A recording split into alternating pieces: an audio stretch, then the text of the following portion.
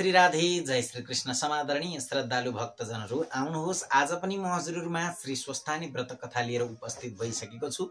हिजो हामीले श्री स्वस्थानी व्रत कथा अन्तर्गत गोमा पूर्व वृत्तान्त उपाख्यानको बारेमा 28 अध्यायमा श्रवण गरेका थियौं भने आज 29 अध्यायमा सुलोचना उपाख्यानको बारेमा चर्चा गर्नेछु। एकचित्त भएर कथा श्रवण गर्नुहोला। कथाले हृदयको सारा व्यथालाई समाप्त गरिदिन्छ। यदि सम्भव हुन्छ सकिन्छ भने हातमा चन्दन अक्षता पुष्प लिएर ध्यान गर्नुहोस्, अन्यथा केवल मनबाट मात्रै स्वस्थानी मा भगवतीलाई सम्झेर ध्यान गरौँ। ध्यान पश्चात तुरुन्तै हामी 29 अध्यायको कथामा प्रवेश गर्नेछौँ। ओम यं ब्रह्मा वरुणेन्द्र रुद्रमरुतः स्तुन्वन्ति दिव्यैस्तवैर् वेदै साङ्गपदक्रमोपनिषदैर् गायन्ति यं सामगा ध्यानावस्थित तद्गतेन मनसा पश्यन्ति यं योगिनो यस्यान्तं न विदुषुरासुरगणा देवाय तस्मै नमः।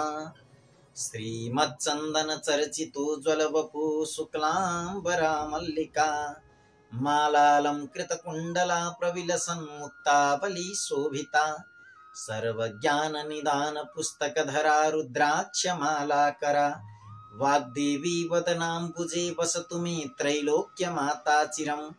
मूकं करोति वाचालं पङ्गुं लङ्घयते गिरिं यत्कृपातमहं वन्दे परमानन्दमाधवम्।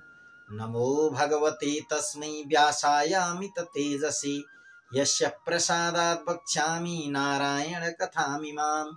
नारायणं नमस्कृत्य नरं चैव नरोत्तमं देवीं सरस्वतीं व्यासं ततो जयमुदीरये। समादरणीय श्रद्धालु भक्तजनहरू, आउनुहोस् अब एकचित्त भएर 29 अध्यायको कथा श्रवण गर्नेछौँ, जसमा चाहिँ सुलोचना उपाख्यानको बारेमा चर्चा गरिएको छ। सिधै कथामा हामी प्रवेश गर्दैछौँ। कथामा कुमारजी आज्ञा गर्नुहुन्छ, हे अगस्त्य मुनि। तब अगस्त्य मुनिले विनयपूर्वक फेरि स्कन्द कुमारलाई सोध्नुभयो, हे स्कन्द कुमार, तपाईका मुखार वृन्दबाट सृष्टिको सारा क्रम र विष्णुका छलले महादेवजीसित विवाह भएकी दक्ष प्रजापतिकी छोरी उमाको पवित्र चरित्र तथा दक्ष प्रजापतिकै यज्ञ कुण्डमा हामफाली प्राण त्यागेर पछि हिमालयकी पुत्री भई जन्म लिएकी पार्वतीले स्वर्गमा श्री स्वस्थानी भगवतीको व्रत पूजा गरेर फेरि शिवजीलाई नै पति पाएकी, अनि पार्वतीकै आज्ञाले पाताल पुगेर अश्वत्थामा ऋषिले प्रचार गरेको श्री स्वस्थानी देवीको व्रत पूजाका प्रभावले ती दुखिनी नागिनीहरू आफ्ना मनोरथलाई पूरा भई असंख्य सम्पत्ति पाई रमाएको तथा पार्वतीकै आज्ञाले मर्त्य मण्डलमा आई सप्तऋषिहरूले ती अत्यन्त दुखिनी गोमा नामकी ब्राह्मणीलाई श्री स्वस्थानी देवीको कथा व्रत पूजा गराई लावण्य देश अर्थात लुम्बिनी राज्यकी राजमाता बनाएको एवं श्री स्वस्थानीको निन्दा गर्दा चन्द्रावतीले पाउनासम्म दुःख पाएको र अप्सराहरूको आज्ञाले यथाशक्ति श्रद्धा भक्तिका साथ स्वस्थानीको व्रत पूजा गरेर त्यस पूजाका प्रभावले उनलाई आफ्ना पतिका साथ मिलाएको कथा श्रद्धा सहित सावधान भएर मैले सुनिसकेँ। अब गोमा ब्राह्मणीका बाद मर्त्य मण्डलमा अरू कसले श्री स्वस्थानी देवीको व्रत पूजा गरे र के कस्तो कस्तो फल पाए यस बारेमा पनि 2-3 वटा कथा अरू सुन्न चाहन्छु। त्यस्ता जन पनि कोही छन् भने कृपा गरेर तिनको बारेमा मलाई बताइदिनुहोस् भन्दा स्कन्द कुमार आज्ञा गर्नुहुन्छ, हे अगस्त्य मुनि।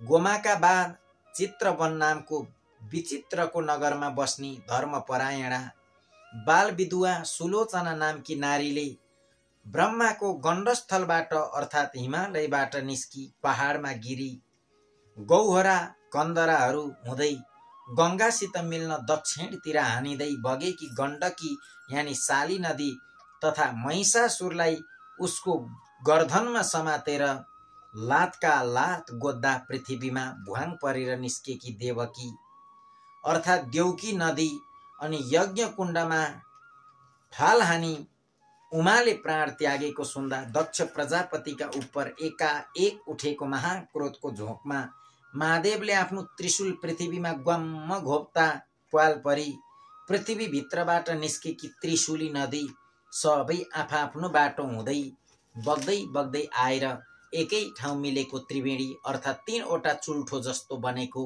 र पवित्र पानी मिलेर अति पवित्र भएको त्यो 3 नदीको दोभान त नारायणको असाध्यै प्रिय स्थल बनेकोले नारायण भगवानले नै सबभन्दा पहिले आफैले त्यस सङ्गममा नुहाई त्यहाँ माघभरि मकर स्नान गर्नेलाई मरेपछि सरासर वैकुण्ठ पुर्याउने आफ्नो नारायणी शक्ति उहीँ घुसाएकोले त्यहीँदेखि संयुक्त रूपमा नारायणी नदी नाम पाएको ठाउँ देवघाट यानि देवघट्ट अर्थात् सामान्य मनुष्यले मकर राशिभरि सूर्य रहेको दिनमा प्रयागको त्रिवेणीमा त्रिकाल स्नान गरेर स्वर्गको बास पाए झैँ देवताहरूले वैकुण्ठको बास प्राप्तिका लागि मकरभरि नित्य नुहाउने गरेको अनि अप्सराहरूले पनि पौष शुक्ल पूर्णिमादेखि माघ शुक्ल पूर्णिमासम्म नित्य आई नुहाउने गरेको त्यस्तो देवघाटको छेउछाउमै कुटी बनाई धुनी जगाई योगिनीको रूपमा बसी पद्मासन कसी अघि ध्रुवले झैँ सदैव नमो भगवती वासुदेवाय चित्त लगाई यो मन्त्र निरन्तर जप गर्दै सूर्यको तेजमा मात्रै मन टक्क अडियाई दुस्तर्क दुश्चिन्ता दुस्तृष्णा दुर्व्यवहार बेफुवाका गफडा सारा त्यागी 12 महिना त्यस त्रिवेणीमा त्रिकालै नुहाई प्रत्येक वर्षको पौष शुक्ल पूर्णिमादेखि विधिपूर्वक माघ शुक्ल पूर्णिमासम्म उहिले गोमाले जस्तै गरी नियमपूर्वक व्रतमा रही माघ शुक्ल पूर्णिमाका दिन स्वस्थानीको विधिपूर्वक पूजा गरी 60 वर्षमा 60वटा स्वस्थानीको व्रत पूजा र त्यसै त्रिवेणीमा 60वटा नै माघ स्नान गरेकी पुण्यका प्रभावले ती योगिनी परमलोक गएपछि जस्ती भइन् त्यो रोचक कथा कल्प र चौघडीको बयान सहित अब म तिमीलाई सुनाउँछु। तिमी ध्यानपूर्वक सुन, चित्त लगाएर सुन, कति पनि अन्य मनस्क नभइकन लौ सुन भनेर बताउनुहुन्छ। हे अगस्त्य मुनि, पूर्वजन्म हुन्छ भन्ने कुरामा पूर्ण विश्वास नभइकन धर्म कर्म गर्नमा सही श्रद्धा कहिल्यै पनि रहँदैन। त्यस कारणले गर्दा तिमी पहिले पूर्वजन्म हुने कारणहरू कथा यहाँ मैले सत्वगुण रजोगुण तमोगुण मिलेका सूर्यका किरण रहने आकाशमा सत्वगुण प्रधान रहेको समयलाई सत्ययुग अनि रजोगुण प्रधान रहेको समयलाई त्रेतायुग तथा रज र तम मिलेर प्रधान रहेको समयलाई द्वापर युग र तमोगुण मात्र प्रधान रहेको समयलाई कलियुग भनिन्छ। सत्व भनेको असल हो, रज भनेको उद्दण्ड हो र कली भनेको महालण्ठ हो। उक्त चारै युगको समूहलाई चौघडी भन्दछन्। यस्ता 72 चौघडीको आधा कल्प या ब्रह्माको 1 दिन हुन्छ अनि त्यति नै समय ब्रह्माको रात पनि हुन्छ। यी दुवैलाई मिलाउँदा 1 कल्प हुन्छ। त्यो आधा कल्पमा 1 अङ्कका सामु 19वटा शून्य क्रमैले तेर्सोतिर लेख्दा त्यो 1 को स्थानीय मान जति हुन्छ त्यति वर्षको हुन्छ। यी 72वटा कलियुगमा तत्कालीन ब्राह्मणहरूले आफ्ना पुर्खा आर्यावर्तका ब्राह्मण वर्गले आफ्नै सन्तानहरूले मात्र सिद्ध गर्न सक्ने गरी थाती छोडेर गएको ब्रह्माण्ड विजय योग शक्तिको साधना गर्न बिलासिएर च्यात्तै छोडिदिन्छन् र तिनीहरूको जे चितायो त्यही गर्न सक्ने शक्ति बिलाएपछि पहिलेका 3 युगसम्म योग बलले चुरमुर्याइएका दानवहरूले सूर्य अस्ताएपछि राक्षसी शक्ति बढ्ने अन्धकार रातको पालो आए झैँ मौका पाएर आफ्नो दानवी भौतिक शक्तिको विकासको लागि भूमिभित्रबाट निकालिएका गोरूपधारी पृथ्वी माताका हाड रूपी फलाम कोइलाहरू अनि कलेजा फोक्सा रूपी अरू खनिज पदार्थ तथा बोसो रूप खनिज तेलहरू एवं मांस रूपी भापहरू निकालिएर खोक्री स्मरणासन्न भएर नारायण नारायण भन्दै आर्तस्वरले पुकार्न थाले कि पृथ्वीलाई देखि नारायण भगवानले त्यति नै समयका लागि पृथ्वीलाई आफ्नो प्रलय यानि डुबाउने शक्तिको प्रयोग गरी समुद्रले ढाकिदिनुहुन्छ। त्यस प्रलय कालमा पनि तातो नतातो सूर्य र चिसो न चिसो समुद्र यी दुवै नै निराधार आकाशमा आफ्ना ठाउँमा झुन्डिएकै रहन्छन्। तिनै 2 सूर्य समुद्र नै पुरुष अर्थात् भाले र प्रकृति यानि पोथी हुनाले यिनको सृष्टि कहिले भयो कसरी भयो र यिनको विनाश कहिले हुन्छ कसरी हुन्छ भन्ने निधो अझसम्म कसैले पनि निर्योल गर्न सकेका छैनन्। त्यसै ढाकिएको प्रलयकालको मौकामा नै प्राणीका काटिएका ठाउँमा घाउ पलाए झैँ पृथ्वी माताका सबै अङ्ग प्रत्यङ्गहरू पलाएर तयार भइसक्छन्। अनि विष्णुकै शक्ति वराह प्रभुले आफ्नो वराह शक्ति अर्थात् बार भनेको पानीलाई आमाने आसमन्तात चारैतिर ह भनेको हटाउने शक्ति प्रयोग गरी प्रत्येक वर्ष माघे सङ्क्रान्तिको 7 दिन पहिलेदेखि 7 दिन पछिसम्म गङ्गा सागरमा रहेको कपिल मुनिको आश्रममाथिको त्यो डुबाएर रहेको समुद्रको पानीलाई चारैतिर हटाएर त्यस आश्रमलाई उदाङ्ग्याई झैँ नै पुरा समुद्रको 4 भागको 1 भाग जतिमा रहेको 7 द्वीप माथिको पानी हटाइदिनुहुन्छ। त्यसै नडुबेको र डुबेर नउदाङ्ग्याए सम्मको समयलाई 1 कल्प भनिन्छ। हे अगस्त्य मुनि, यस्ता कल्प कति बिते कति गनेर साध्य नै छैन।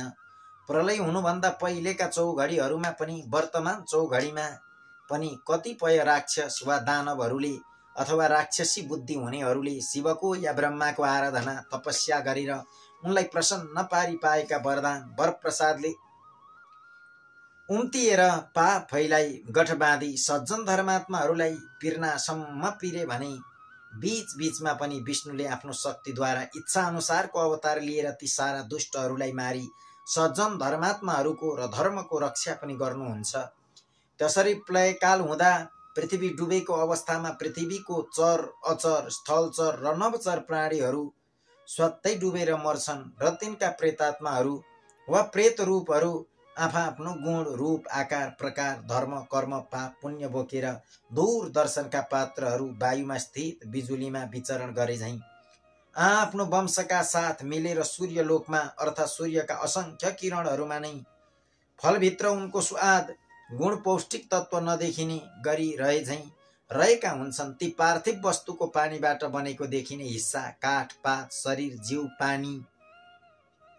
पानीमै सर्दछ। नदेखिने तत्वहरू जति आकाशमा उड्दछन् र सूर्यका बिजुलीमा प्लापीमा अक्षरहरू झैँ थन्कन्छन्। पछि फेरि कालान्तरमा डुबेको स्थल देखिएपछि पुरुष सूर्य र प्रकृति यानि पानीबाटै बनेको पृथ्वीको मेलमिलापको तारतम्यबाट उनै पहिलेकै सृष्टि दोहोरिन्छ र दोहोर्याइरहन्छ। आमाको शरीरका सामानहरूले बनेको देहका वस्तुहरू देखिन्छन् र त्यसै देहलाई आधार मानेर रहेका बाबुका गुणहरू देखिँदैनन्। अर्थात् शरीरमा नदेखिने जति बुद्धि आदि गुणहरू बाबु सूर्यका हुन्। एकै आमा बाबुका सन्तान र एकैचोटि एकै ठाउँमा जन्मेका 2 बालक पनि भिन्न भिन्न स्वभावका भिन्न भिन्न आकारका, कोही सपुत त कोही कपुत, कुनै पापी त कुनै धर्मात्मा भएका चाहिँ पूर्व जन्ममा जस्तो कर्म गरेर आफ्नो कर्मका साथै सूर्यलोकमा यानि सूर्यका असंख्य किरण रूपी लोकमा किरणकै स्वरूपमा मिलेर रहेको थियो। यही किरणले नै बाबु बन्नेको शरीरमा वायु चढे झैँ चढी उसको शरीरमा तातोमा मिली उसलाई असिन पसिन पारी तताई आमाको रगतलाई आमा बाबुकै आकारमा जन्माउने जोरनका साथै भ्रूणको विकास गरी सञ्चालन गर्नका लागि स्वाँ स्वाँ गर्दै पलस्त परेकी आमाको गर्भमा आत्मा नामको बिजुलीको रूपमा आफूमा सञ्चित रहेका उसका पूर्व जन्मका संस्कार र सौर बिजुलीमै रहेका काम क्रोध आदि अदृश्य गुणहरू साथै प्रवेश गर्छन्। अनि त्यसमा रहेको स्वसिद्ध शक्तिले आमाको गर्भको विकृत रगतलाई आमा बुबाकै आकारमा जमाउने सञ्चालन गर्ने बढाउने हुर्काउने बुढ्याउने मराउने र जहाँबाट आएको हो त्यही पुर्याउने काम गर्छ। याद राखे कि बाबुमा चढेको त्यो किरणवासी धर्मात्मा भए परसरेको 7 रातसम्मको रगतमा अडिँदैन। 8वाँ रातदेखिको रगतमा पापीहरू अडिँदैनन्। 14वाँ रातमा केवल महापुरुष मात्र अडिन्छ। 15वाँ 16वाँ रातमा चाहिँ पुण्यात्माहरू मात्र अडिन्छन्। 17वाँदेखि कोही पनि अडिँदैन। पहिलो दोस्रो तेस्रो रातमा कोडीहरू मात्र अडिन्छन्। 4देखि 16औं रातसम्ममा पनि बिचोरमा छोरी र जोरमा छोरा मात्र अडिन्छन्। 3मा पनि ग्रहण आदिमा श्राद्धको दिन 1 छाकीको दिन मूल नक्षत्रमा मगान्तमा रेवतीमा अष्टमीमा चतुर्दशीमा जन्म दिनमा औँसी पुणेमा रहेको गर्भमा अलक्षिणाहरू अडिन्छन्। 7 रातसम्म पापी मात्र अडिने पापी रगत शरीरमा रहने हुनाले त्यतिखेर ती पितृकार्यका लागि चोखिँदैनन्। प्राय 90% गर्भ यसै 7 रातभित्रै रहेका हुन्छन्। तसर्थ जहाँबाट आएको हो त्यहीँ फर्कनलाई यहाँ कस्तो कस्तो कर्म गर्नुपर्छ, पहिलेको सञ्चित अभ्यासले त्यस्तै कर्म गर्छ र त्यस्तै कर्म गर्न ऊ रमाउँछ र गर्छ पनि। यसैको नाउँ स्वभाव हो। त्यसैले भिन्न भिन्न किरण लोकबाट आएका उही जातका पनि भिन्न भिन्न प्राणी वा मनुष्यको भिन्न भिन्न स्वभाव यस प्राणी जगतमा भएको हो। तसर्थ त्यो प्राणी जबसम्म विष्णुको कृपा पात्र हुँदैन तबसम्म त्यसै भुँवरीमा चक्कर लगाइरहन्छ। त्यसैलाई शिशुमार चक्र अर्थात् जन्मनु र मर्नुको फेरो भनिन्छ। पुराणमा जति देवता र जति लोक छन् ती सबै त्यो शक्ति हुने सूर्यका विभिन्न किरणकै नाम हुन् भनी वेदमा बताइएको छ। अर्थात् वेदका तिनै कुरालाई पुराणमा प्रस्ट्याइएको हो। हामी प्राणीहरू केवल सूर्यको प्रकाशलाई मात्र देख्दछौँ र तीद्वारा प्रकाशित वस्तुलाई जान्दछौँ मात्र। प्रकाश नपरेको वस्तुलाई देख्दैनौँ। प्रकाशलाई अन्धकारले छेक्दैन।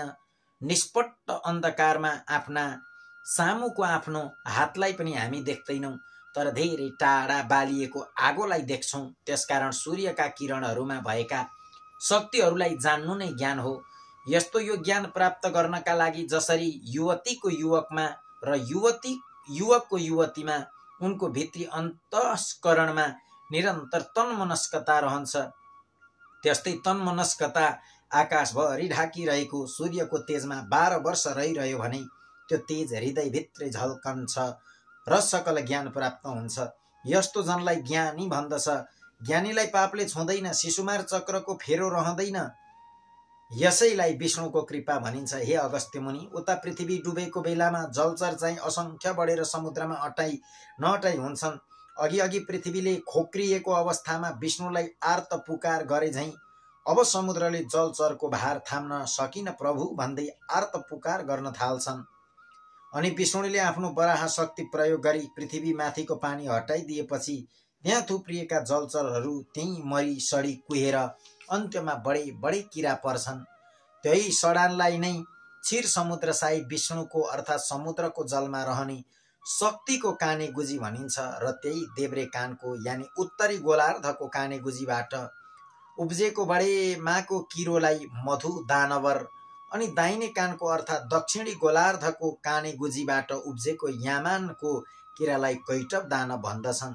विष्णुकै नाभि कमल यानि सृष्टिको केन्द्रस्थल नाइटोबाट उम्रेको अर्थात् समुद्रको लेदो छिपे पानीबाट उब्जेको पृथ्वी जल तेज वायु आकाश रूप नालको माथि खेलेको कमल पुष्प अर्थात् ती पञ्चमहाभूतको समूह सामूहिक शक्ति मिली आकारमै प्रकट भएको ब्रह्मा नामको ब्रह्मा कहीँ नै चैतन्य शक्तिलाई र त्यसको उद्भव स्थललाई भताभुङ्गा पारी पृथ्वीलाई दबदबे पानीमै डुबाई राखी यहाँ दानव देश बनाउलान्। जस्ता ती प्रबल दानव किरालाई हटाउन ब्रह्माका स्तुतिले प्रसन्न भएकी योगमायाले ध्यान गरी जगाइएका अर्थात् शरीर धारण गराइएका स्वयं विष्णु भगवान शक्तिलाई नै 5000 वर्ष लाग्यो र पनि सकिएन।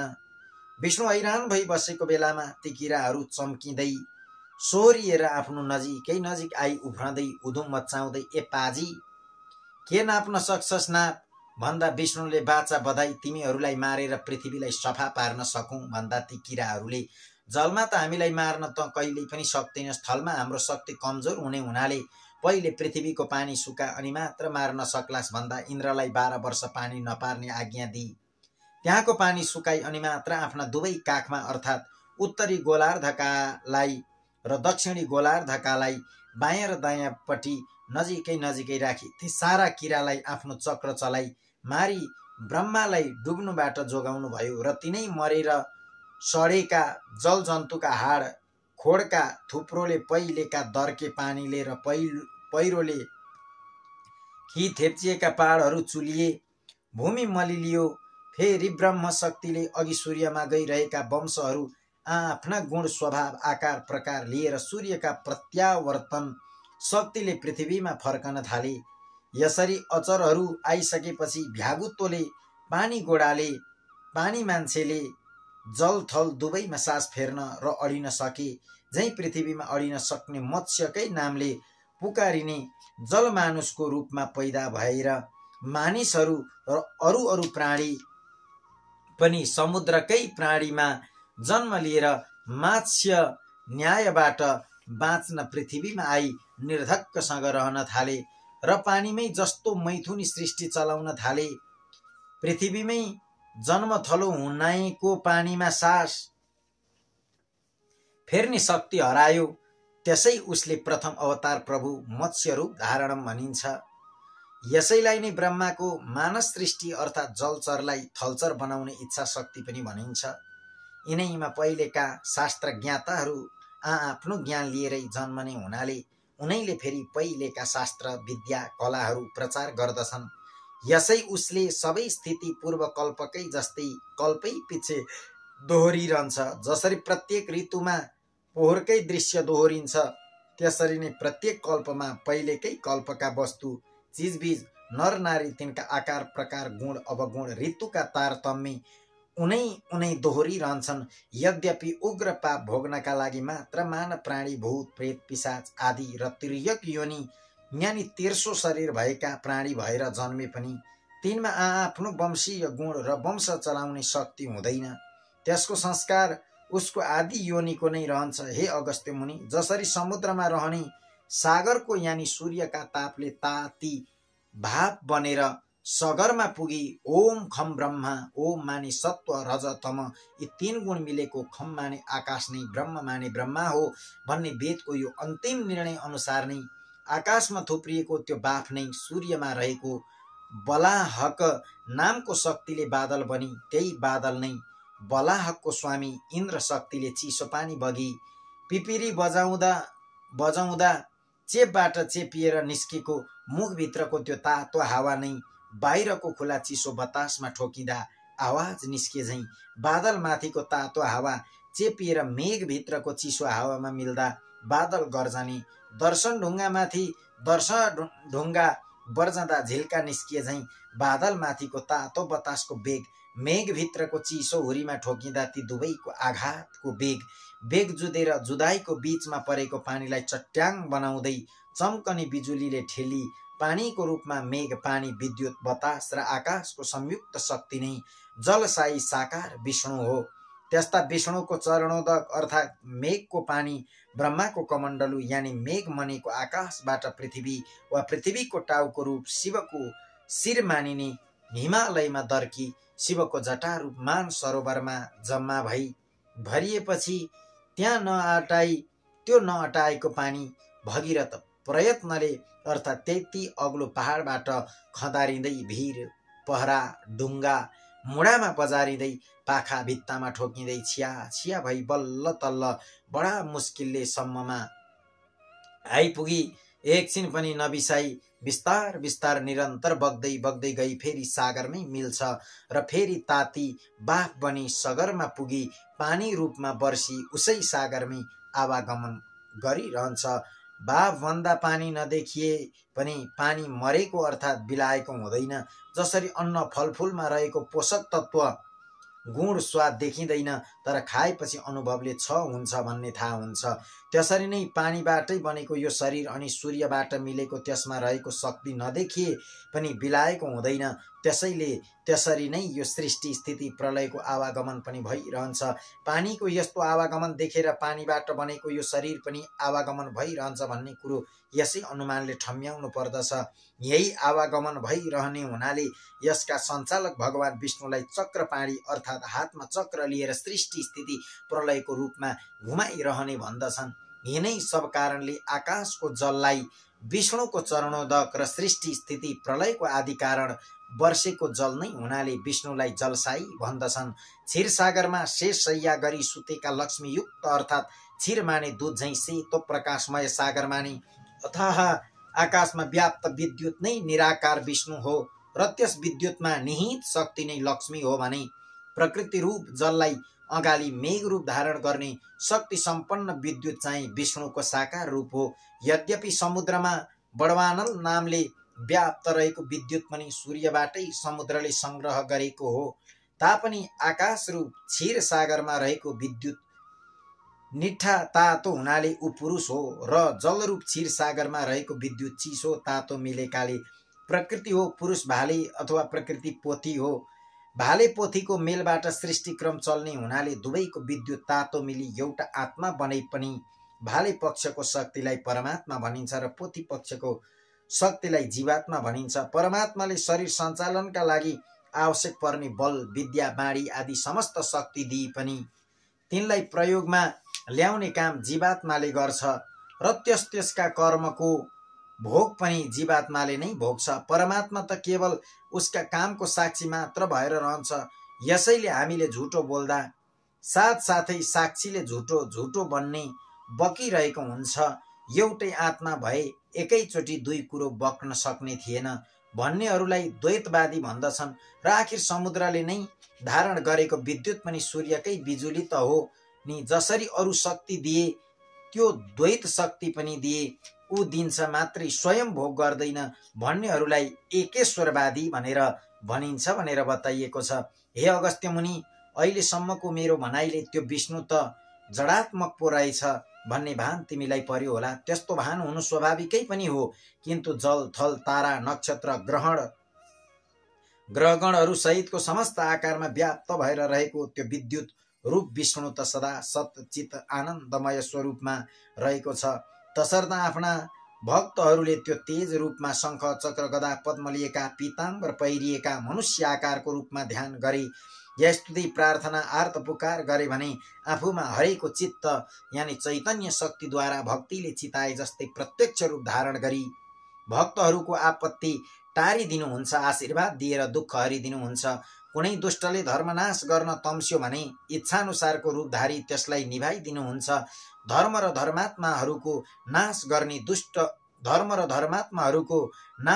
दुष्टहरूको विशाल दल भए अवतार लिएर युद्ध रची त्यसै युद्धमा सारा पापी दलहरूलाई भेला पारी तिनलाई स्वाहा पारिदिनुहुन्छ।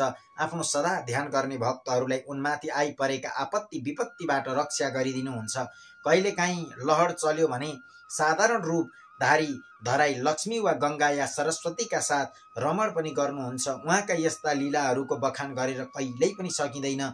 भगवानका यिनै सब लीला र मनुष्यहरूमा भिन्न भिन्न स्वभाव तथा गतिविधि एवं उनको विचारधारा हुनु नै पूर्वजन्मका अनुमानको कारण हो। यिनै सब कुरा नै हुन् पूर्वजन्म हुने कारणका प्रत्यक्ष विवरणहरू। हे अगस्त्य मुनि, तिमीले पूर्वजन्म हुने कारण सुनिसक्यौ, जान्यौ पनि। त्यसै कारण अब सुन, यस मर्त्य मण्डलमा गोमाका बाद श्री स्वस्थानीको व्रत पूजा विधि पूर्व गर्ने सुलोचनाको उपाख्यान म तिमीलाई बताउँछु। एकचित्त भएर ध्यान दिएर आफ्नो मनलाई त्यहीँनेरि लगाएर सुन। अहिले यतिखेर चलिरहेको कल्पलाई पद्म कल्प भनेर भनिन्छ।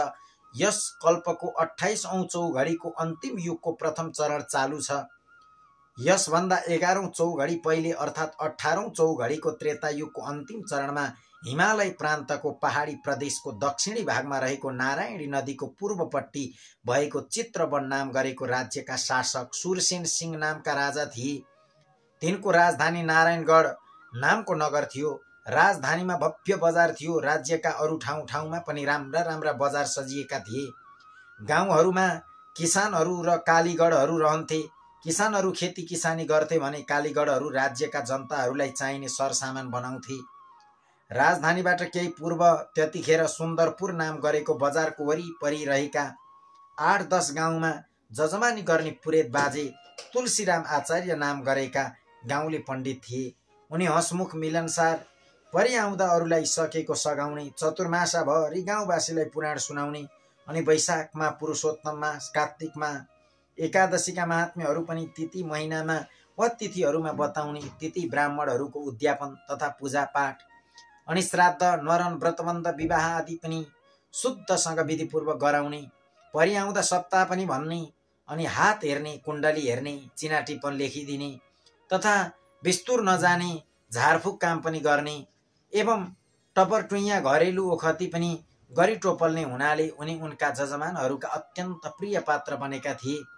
तिनकी मनोरमा नामकी धर्मपरायण पत्नी थिइन्। उनले 2 छोरा मानी छोरी पाइन्। ती छोरी असाध्यै राम्री थिइन् र तिनका हेरी रौँ जस्ता आँखा हुनाले सबैले उनलाई सुलोचना भन्दथे। ती सानैदेखि सिलोवती थिइन्। उनी 12 वर्षकी भएपछि उनका बाबुले उनको विवाह कर्म नारायणीकै डिलमाथि नै बनेको भव्य मन्दिरमा रहेको सिद्धि विनायक नामक गणेशजीका पुजारीका लायक गुणी छोरी श्रुतधराका साथ गरिदिए। त्यस बेलाको रीति अनुसार पर नसरिकन घर नपठाउने चलन हुनाले बाबुले छोरी अन्माएनन्। 1 वर्षपछि माईका रोगले श्रुतधर एकाएक मरे। बिचराले दन्दनाउँदो 14 वर्षको उमेरमा विधुवा हुनु पर्यो। घरकाले अलक्षिनाई भनी घरमा टिक्नै दिएनन्। भाउजूहरूले चाकर्नी बनाए। छरछिमेकीले पनि अनेक ताना मार्न थाले। सेतो सारी लाएर बालकै छोरीलाई बाहिर भित्र गरेको देख्दा बाबुआमा पिरिएर झिङ्टिँदै गए।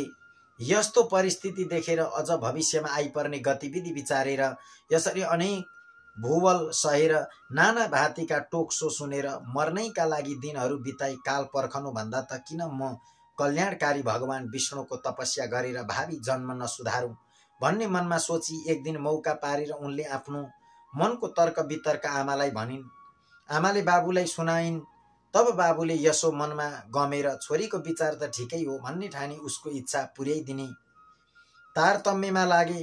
तब त्यो कुरा जजमानहरूलाई भनेर गण्डकी देवीकी त्रिशूली नदी मिली त्रिवेणी भई नारायणी बनेको दोभान्ने र पहाडको भित्तामा बाढी नपुग्ने ठाउँमा पानीको सोता नजिकै पारी एउटा कुटी र एउटा लामो कटेरो बनाइदिए। त्यसपछि उनको रक्षा र सेवा अनि हेरचाहका लागि 7वटी अधवैंसे विधुवाहरूलाई उसै कटेरोमा राखी छोरीलाई कुटिया बसाली जजमानहरूलाई भनेर ती सबैलाई खानपानको सारा व्यवस्था मिलाइदिए।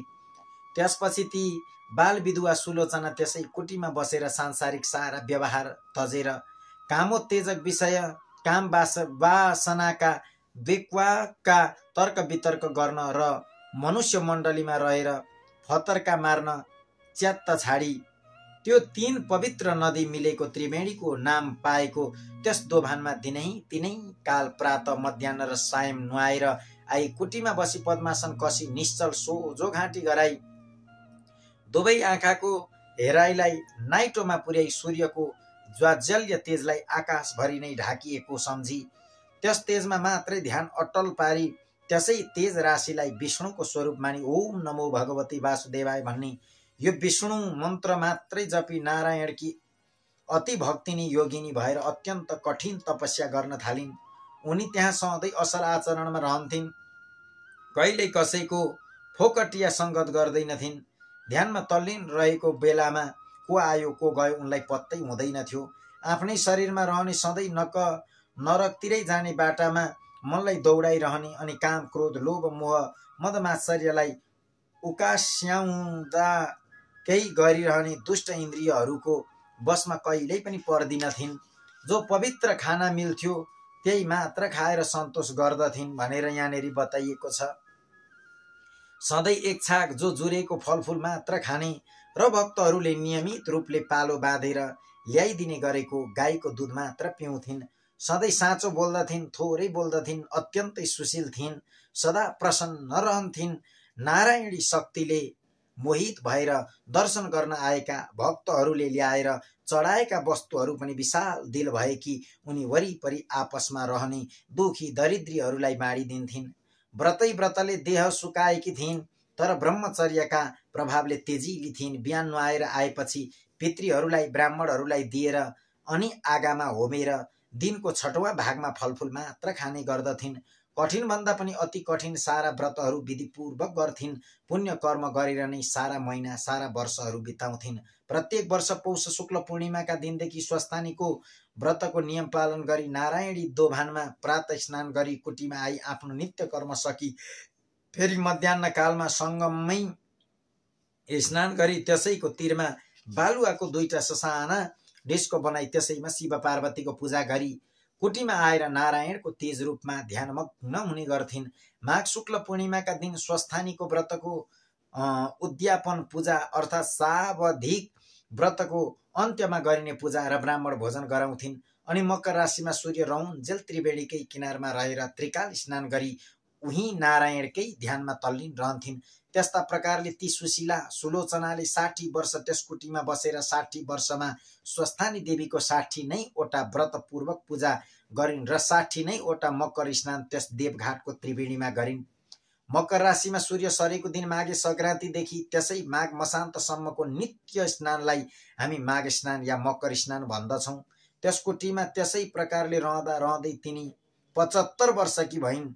स्वस्थानीको 60वां पूजाको अन्तमा स्वयं स्वस्थानी देवी नै उनका सामु मात्रै प्रकट भएर त्यहाँ रहेका सबैले सुन्ने गरी, हे तपस्विनी, तिम्रो इच्छा श्रद्धा भक्ति विश्वास पूर्वकको 60 वटा अटुट पूजाले म अत्यन्त प्रसन्न भएँ। अब तिमी यो मकर स्नान सकेर आगामी फाल्गुन शुक्ल पूर्णिमाका दिन मध्याह्न कालमा यस नारायणीको सङ्गममा नै कम्मर पानीमा 3 डुबुल्की लाएर सूर्यलाई हात जोडी लामो स्वरले ओम भन्दा भन्दै यो शरीर त्यहीँ त्यागेर आत्म शरीरले सरासर वैकुण्ठ जाऊ भनी स्वस्थानी देवी अल्पिन्।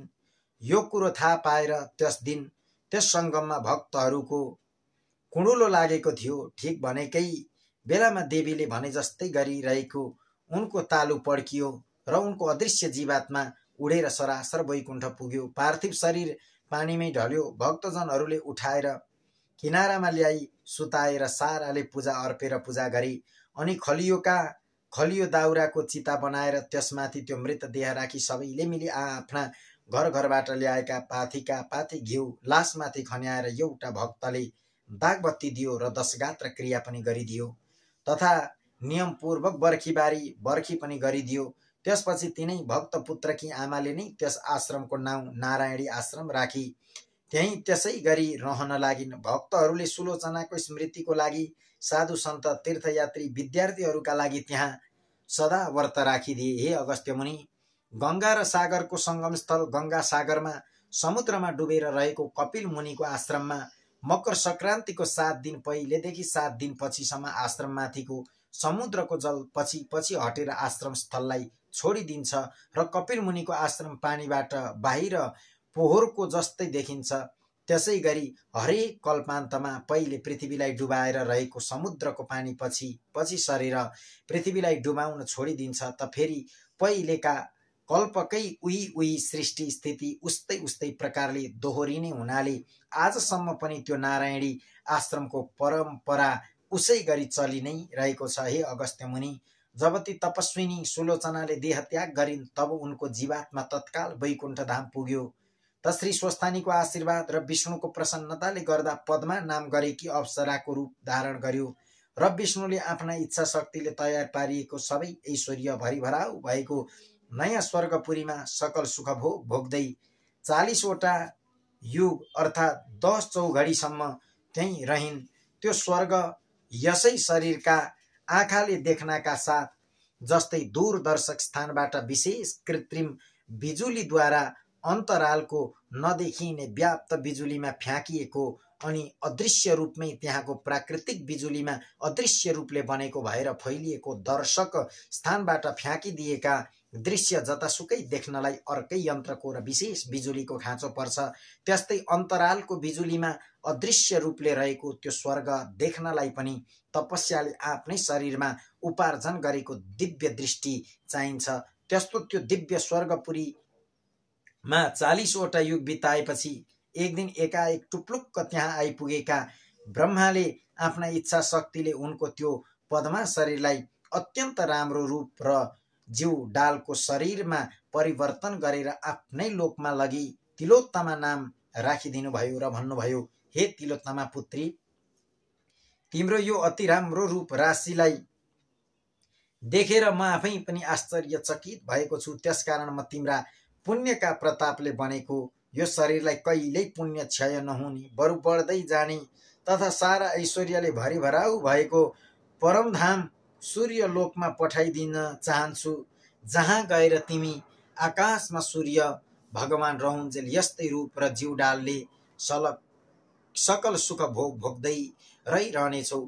यस्तो सूर्य लोकमा पठाउन मैले मात्रै हुँदैन, समस्त देवताहरूको पनि सम्मति चाहिन्छ। तसर्थ तिमी देवताहरूलाई प्रसन्न पार्न उनीहरूका कट्टर शत्रु असाध्यै बलिया अचेल अजनाब देश अर्थात् भारतवर्षको मगध प्रान्तको बीको बीचमा रहेको अम्बिकापुरलाई राजधानी बनाइरहेका सुन्द तथा उपसुन्द नाम गरेका दानवलाई आफ्ना नक्कल झक्कलले मोहित पारी परस्परमा भिडाई मारेर आऊ, अनि म त्यस कामले प्रसन्न भएका देवताहरूको सभा बसाई तिमीलाई सूर्यलोक पठाउने प्रस्ताव सभामा राख्छु। तिम्रो कामले रिझिएका देवताहरूले अवश्य मेरो प्रस्ताव स्वीकार्नेछन्। तब म तिमीलाई सूर्यलोक पठाइदिनेछु भनेर अराएपछि ती तिलोत्तमा बनेकी सुलोचनाले तब तुरुन्तै ती दुई दैत्यलाई मार्न त्यो ब्रह्मलोकबाट बीणा हातमा लिएर योग मार्गले अर्थात् जहाँ चितायो त्यहीँ पुगिने शक्तिले जहाँ ती दानव रहन्थे त्यहीँ पुगिन् र त्यहाँको पवित्र जल भएकी रेवा नदीको जलमा नुहाएर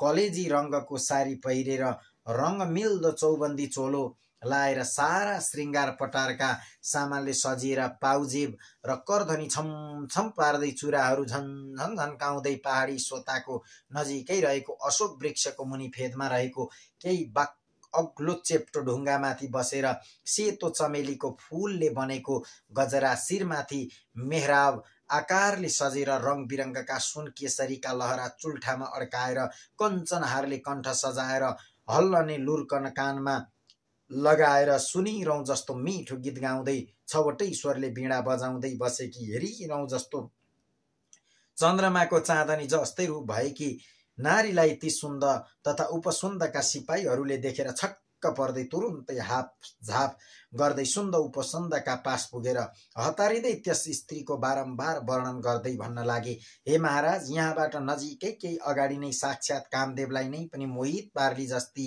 देवी हो कि दानवी हो कि यवनी हो कि यक्षी हो कि को हो? स्त्रीहरूमा रत्न समान कि मानौ रत्नै रत्नले बनेकी जस्ती स्वरै श्रृङ्गारले सजिएकी कोही युवती मधुर स्वरमा बीडा बजाउँदै बसेकी छ।